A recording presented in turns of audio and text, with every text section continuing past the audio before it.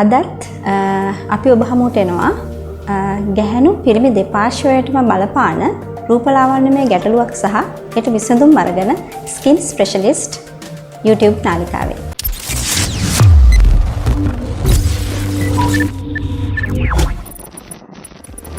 අපි දන්නවා ගැහැණු පිරිමි දෙගොල්ලන්ගෙම මූණේ තියෙන ආකර්ෂණීයම කොටස තමයි S2.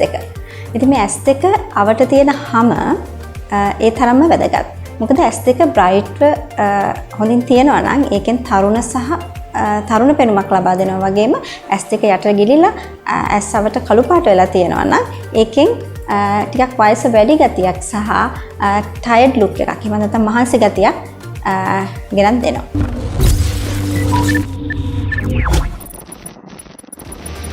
කෙනෙක්ගේ S යට අඳුරු පහ ගැන්වෙන්නේ ඇයි? මේකට හේතු ගණනාවක් තියෙනවා.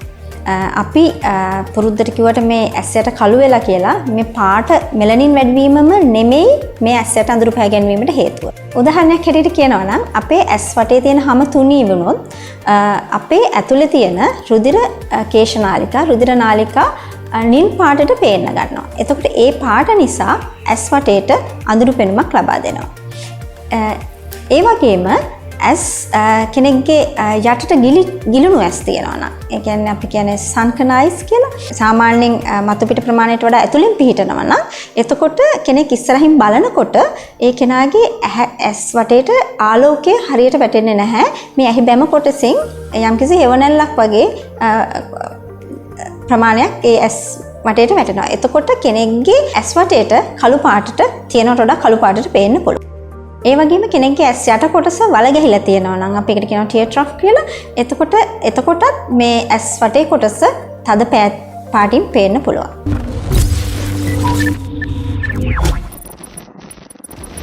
S වටේ කළු වෙන්න තවත් හේතුවක් තමයි S නිතරම පොඩි කරන එක. උදාහරණයක් හැටියට කියනවා නම් පීනස තියන අය, නිතරම කිවිසුන් යන අය S ඒක සහනයක් විදිහට S පොඩි කරනවා. S කසන නිසා S පොඩි කරනවා. ඒත් එක්කම ගොඩක් ස්ක්‍රීන්ස් ඉස්සරහා ඉන්න අය ටැබ් එක කම්පියුටර්ස් පාවිච්චි කරන අයත් ඒගොල්ලන්ගේ S ස්ට්‍රේන් වෙන හින්දා ඒ S එකට සහනයක් ලබා ගන්න S පොඩි කිරීම පුරුද්දකට වගේ කරනවා. මේ S පොඩි කරනකොට S වටේට තියෙන හැම ඉතාමත් සියුම්. එතකොට හැම ඩැමේජ් වීමක් සිද්ධ වෙනවා.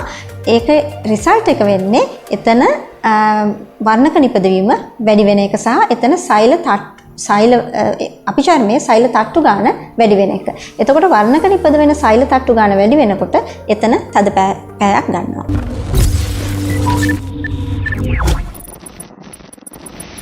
ඒ වගේම මේ S වලට දාන eye drops සහ S වටේට ගන්න eye cream සමහර ඒවා ඇලර්ජික් වෙන්න පුළුවන්.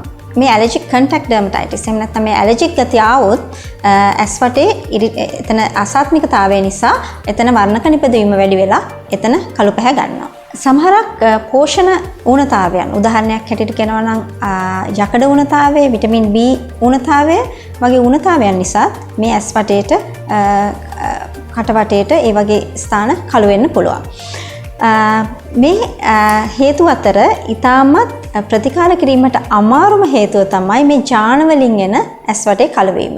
පවුලේ එක්කෙනෙක්ගේ කාගේ හරි අම්මගේ හරි තාත්තගේ හරි එහෙම නැත්නම් නෑදෑයන්ගේ කාගේ හරි මේ S කළු වීම තියෙනවා නම් ඒක අපි ජාන වලින් එන කළු වීමක් හැටියට සලකනවා. හැබැයි මේ ජාන වලින් එන කළු වීම ටිකක් නෙමෙයි ගොඩක් ට්‍රීට් කරන්න අමාරු තත්ත්වයක්.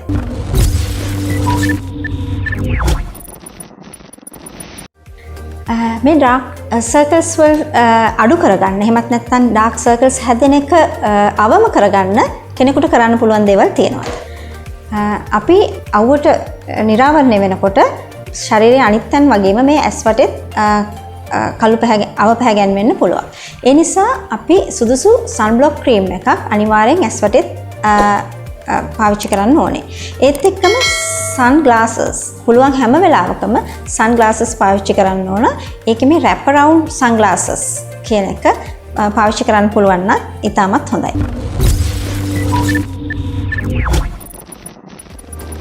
ඒ වගේම ඇහැවටේට තියෙන සම සුදුසු moisturizing cream එකකින් දවසට දෙවතාවක්වත් moisturize කරන්න ඕනේ. ඒ වගේම ගොඩක් ස්ක්‍රීන් පාවිච්චි කරන අය පැය දෙකකට වතාවක්වත් ඒ ස්ක්‍රීන් වලින් පොඩ්ඩක් තමන්ගේ ඇස් ඉවතට අරගෙන ඇස් වලට පොඩි විවේකයක් දෙන්න ඕන. මේ වගේ ක්‍රියාවලින් ඔබේ ඇස් වටේ සම කළු පහ ගැන්වීම අවම කරගන්න පුළුවන්. දැන් අපි බලමු මේකට කරන්න පුළුවන් ප්‍රතිකාර මොනවද කියලා.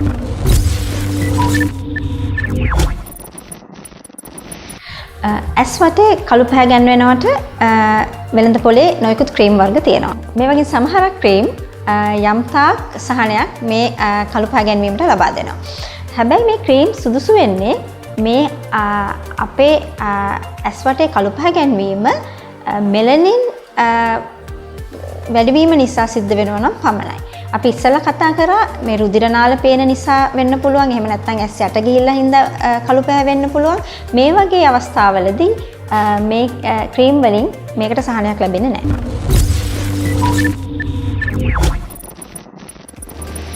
ඊළඟට ඔබ චර්ම රෝග වෛද්‍යවරයෙක් වෙත ගියොත් ඇහැවටේ හැමට මයිල්ඩ් පීලිං කරන්න පුළුවන්. හැබැයි හොඳට මතක තියාගන්න ඕනේ ඒක ඉතාමත් සාන්ද්‍රණය අඩු ඇසිඩ් වලින් තමා සිද්ධ කරන්න ඕන. ඉතාමත් පළපුරුදු කෙනෙක් එය සිදු කළ යුතුයි. අපි උදාහරණයක් හැටියට කියනවා නම් සාන්ද්‍රණය අඩු ග්ලයිකොලික් ඇසිඩ්, මැන්ඩලික් ඇසිඩ් වගේ ඇසිඩ්ස් මේ සඳහා පාවිච්චි කරන්න පුළුවන්.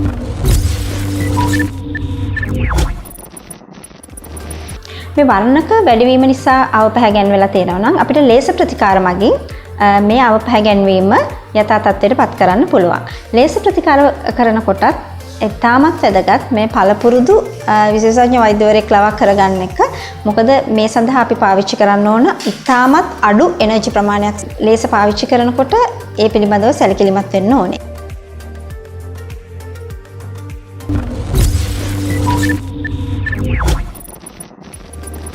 ඊළඟට අපි කතා කළා මේ ඇස් යට කොටස වල ගැසීම නිසා මේ ඇස් වටේ අඳුරු පැහැයට පේන්න පුළුවන් කියලා. මේ වගේ අවස්ථාවල කරන්න පුළුවන් ප්‍රතිකාරය තමයි මේ ඩර්මල් ෆිලර්ස් ඉන්ජෙක්ට් කරන එක.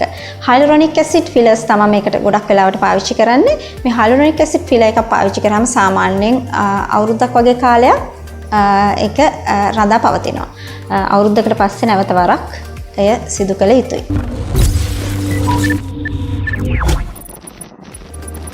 ඒ වගේම ඇස් වටේ හැම රැලි වැටීම් ඉතසියුම් රැලි වැටීම් ඇති වෙලා ඉරු එළියෙන් ඩැමේජ් වෙලා තියෙනවා නම් මේ වගේ අවස්ථාවල අපිට PRP මේ සඳහා ප්‍රතිකාරයක් හැටියට පාවිච්චි කරන්න පුළුවන්. PRP ගැන දැනගන්න අපේ PRP සඳහා ඇති වීඩියෝ එක ඔබට බලන්න පුළුවන්.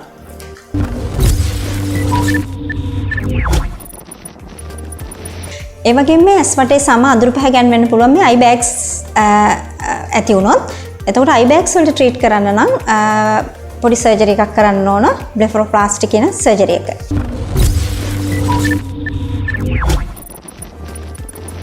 අපි මේ ඇස් වටේ තියෙන අඳුරු පැහැති සමට ප්‍රතිකාර කරනකොට මේ කැමොෆ්ලෑජ් ක්‍රීම් වලටත් ලොකු තැනක් ලැබෙනවා. මොකද මේ ට්‍රීට්මන්ට් කාලය ඉතාමත් වැඩි. ශරීරයේ අනිත් තැන්වල ඇතිවෙන පිග්මන්ටේෂන් වගේ සතියෙන් දෙකෙන් මේ ඇස් වටේ ඇතිවෙන පිග්මන්ටේෂන් සුව කරන්න බෑ. ඒ හින්දා මේකට කාලයක් ගත වෙනවා. එතකොට මේ කැමොෆ්ලෑජ් ක්‍රීම් එකක් ඒ අතරතුර කාලයේ පාවිච්චි කරන්න පුළුවන්. එතකොට කැමොෆ්ලෑජ් ක්‍රීම් එක පාවිච්චි කරනකොට ඉතාමත් වැදගත් ඒ ක්‍රීම් එකට කලින් ඇස් වටේ මොයිස්චරයිස් කරන එක. නැත්නම් මේ කැමොෆ්ලෑජ් ක්‍රීම් එක ගිහිල්ලා ඇස් වටේ තියෙන ක්‍රීසස් වල සෙටල් වෙනවා. ඒ ක්‍රීසස් වලට ඇතුලේ තැම්පත් වෙනවා. එතකොට ඇස් වටේ තියෙන රැලි තවත්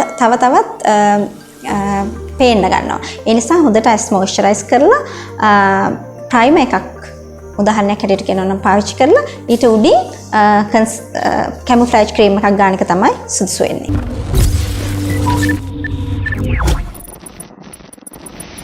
ඇස් වටේ කළු පැහැ ගැන්වීමට ප්‍රතිකාර ගැන කතා කරනකොට ගොඩාක් තැන්වල කතා කරන දෙයක් තමයි මේ DIYs සහ හෝම් රෙමඩීස්. ඉතින් මේ හෝම් රෙමඩීස් ගැන මම තියෙන ඒවා බලනකොට මම දැක්ක සමහරක් පාවිච්චි කරන ද්‍රව්‍ය කොහෙත්ම ඇස් වටේ පාවිච්චි කරන්න සුදුසු වෙන්නේ නැහැ. ඒකට හේතුව තමයි ඒ වගේ ඇස් වටේ හැම ඉරිටේට් වුණොත් මේ තත්ත්වය ඉතාමත් තවත් වැඩි වෙලා පිග්මන්ටේෂන් එක තව වැඩි වෙන්න පුළුවන්. එහෙම වුණොත් ට්‍රීට් කරන එක සාමාන්‍ය තත්ත්වයටත් වඩා අමාරුයි. උදාහරණයක් හැටියට කියනවා නම් ලෙමන් ලයිම් ජූස් මේ ඇස් වටේ ගාන කොහෙත්ම සුදුසු වෙන්නේ නැහැ.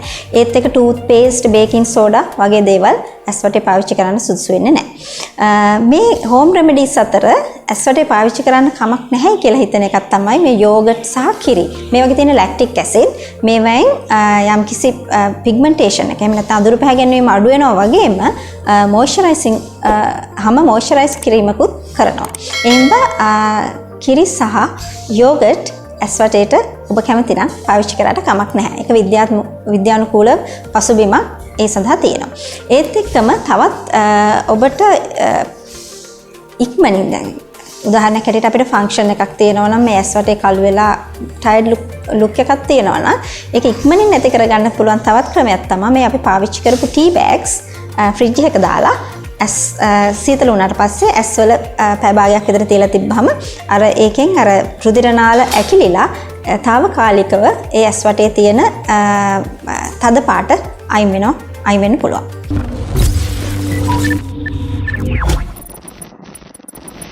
ඔබ දැන් ඇස්වටේ කළු වීම නිසා ඒ ගැන දුකින් පසුතැවිල්ලෙන් ඉන්න ඕනේ නැහැ. මේ සඳහා 100ක් නැති වුණත් සාර්ථක ප්‍රතිකාර නවීන සාර්ථක ප්‍රතිකාර ක්‍රම දැන් තියෙනවා. ඒ සඳහා ඔබ ඔබේ චර්ම රෝග වෛද්‍යවරයා හමු වීම තමයි සුදුසු වන්නේ.